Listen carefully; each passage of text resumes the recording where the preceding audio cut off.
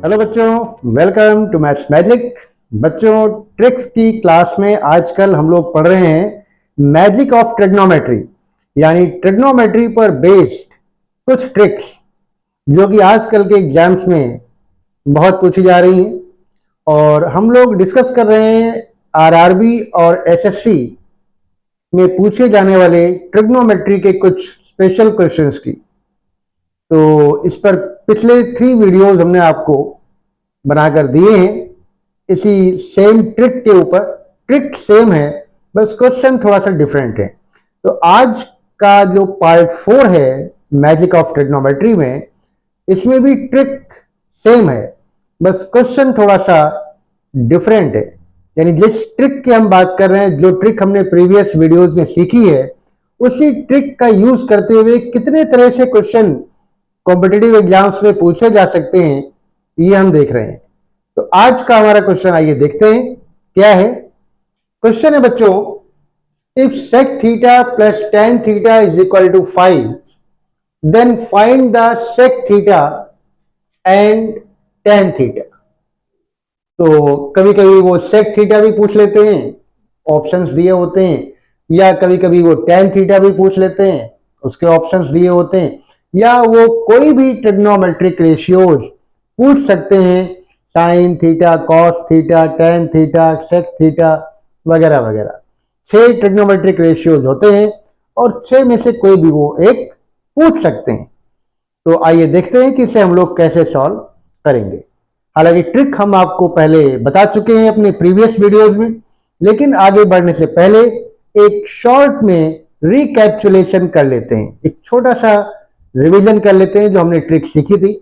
हमने आपको बच्चों बताया था कि अगर sec theta plus tan theta, suppose इसकी वैल्यू दी हुई है m/n, है ना। आपको ध्यान रखना है कि हमारे पास ये जो ट्रिक है केवल 2 ग्रुप्स के लिए, 2 ग्रुप्स के कॉम्बिनेशन पर है। पहला ग्रुप होना चाहिए sec और tan का। sec और tan के कॉम्बिनेशन के साथ में ये ट्रिक आप यूज कर सकते हैं। और दूसरा इसका कॉम्बिनेशन था cosec theta and cot theta. Cosec and cot theta के कॉम्बिनेशन के साथ भी इसी ट्रिक का यूज कर सकते हैं। तो हमने आपको बताया था कि अगर सेक और tan का कॉम्बिनेशन है या कोसेक और कॉट का कॉम्बिनेशन है और उनका सम, यानी सेक और tan का कॉम्बिनेशन जैसे यहाँ पे दिया हुआ है, और इनका सम अगर हमें पता है, कुछ भी कोई नंबर पता है, m/n मान लिया हमने, कोई फ्रैक्शन में है या फ्रैक्शन में नहीं भी है, तो जो इसका डिफरेंस होगा, यानी सम पता है, अगर हमें इस कॉम्बिनेशन का अगर सम पता है, तो इसका जो डिफरेंस होता है बच्चों, वो गिवन वैल्यू का रेसिप्रोकल हो जाएगा, यानी n/m हो जाएगा। तो अगर सम हमें m/n दिया है तो डिफरेंस n/m हो जाएगा, और अगर डिफरेंस हमें n/m दिया है तो उसका सम m/n हो जाएगा। यानी इन दोनों में से कोई भी अगर हमें एक वैल्यू दी है तो दूसरी वैल्यू गिवन वैल्यू की रेसिप्रोकल हो जाती है। बस यही यहाँ पे ट्रिक आपको याद रखनी है। तो आइए देखते हैं आज के इस क्वेश्चन को कैसे सॉल्व करेंगे। तो हमें ये पता है because sec theta plus tan theta, ये हमें गिवन है 5, और 5 का मतलब होता है 5/1। तो sec theta minus tan theta अगर हम निकालेंगे, if we find the value of sec theta minus tan theta, तो ये इस गिवन वैल्यू का रेसिप्रोकल हो जाएगा। तो ये 5/1 है, तो यहां इसकी वैल्यू हो जाएगी 1/5। अब हम यहां पे देख रहे हैं कि दोनों वैल्यूज पता है, sec theta plus tan theta और sec theta minus tan theta. ऐसा होता क्यों है, ये भी हमने आपको अपने सबसे पहले वीडियो में बताया है, उसको आप जरूर देखिएगा। अगर आप भूल गए हो और जानना चाहते हैं कि ये रेसिप्रोकल क्यों हो जाता है, तो ये वीडियो 1 में हमने बताया है, उसका लिंक आपको हम शेयर कर रहे हैं डिस्क्रिप्शन बॉक्स में। तो अब यहां पे क्या करेंगे, ये 2 इक्वेशन हमारे पास है, this is equation number 1 and this is equation number 2। इन दोनों को ऐड कर लेंगे। नाउ एडिंग इक्वेशन 1 एंड 2, तो देखिए tan थीटा प्लस में है और tan थीटा माइनस में, कैंसिल हो जाएगा। sec थीटा प्लस में सेक थीटा प्लस में, दोनों प्लस में ऐड हो जाएंगे, तो ये हो जाएगा 2 सेक थीटा, और इधर आपका हो जाएगा 5 + 1/5। तो इसको जब आप ऐड करेंगे तो ये 5 5 × 25 + 1 यानी 26/5 आ जाएगा, ये आ जाएगा 26/5। और ये वैल्यू है 2 सेक थीटा की। तो जब हम सेक थीटा की वैल्यू निकालेंगे, सेक थीटा की वैल्यू निकालेंगे तो ये हो जाएगा 26/5, और ये 2 भी इधर नीचे आ जाएगा /2, और ये 2 से 26 कैंसिल हो जाएगा, आ जाएगा 13, यानी सेक थीटा की वैल्यू आ गई 13/5। तो बच्चों कभी कभी आपसे डायरेक्टली सेक थीटा की वैल्यू भी पूछ सकते हैं, तो सेक थीटा की वैल्यू आपकी निकल आई 13/5। ये बहुत ही आसानी से आपने निकाल लिया। तो सेक थीटा की वैल्यू आपके पास आ गई है, therefore sec theta is equal to 13/5। ये हमने बॉक्स पे अलग कर लिया कि ये हमारी सेक थीटा की वैल्यू आ गई, पहला आंसर आ गया।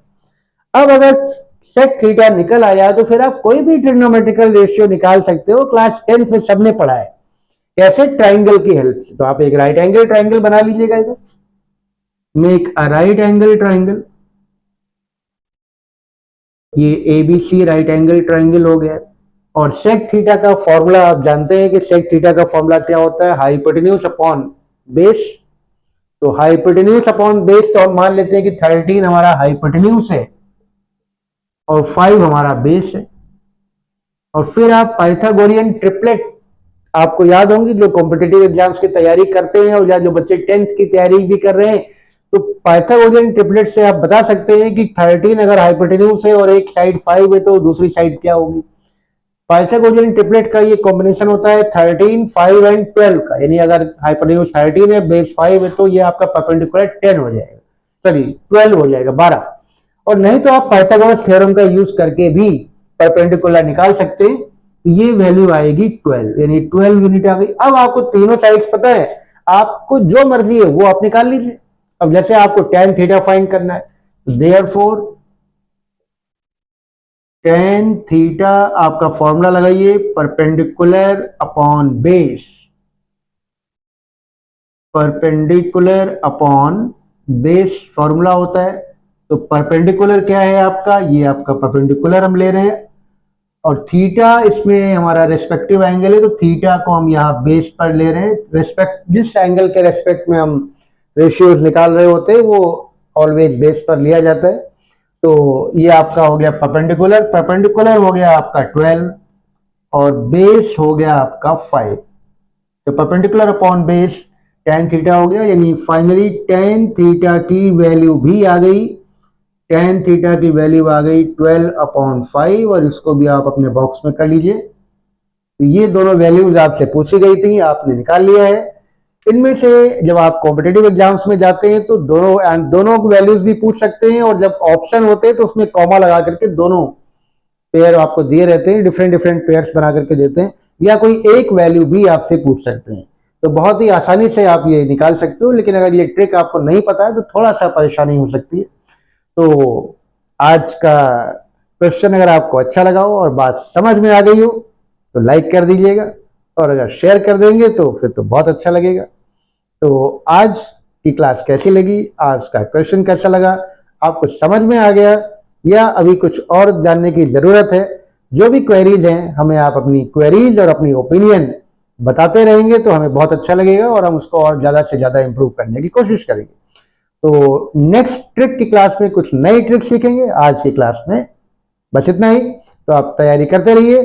Thank you and have a nice day, bye bye.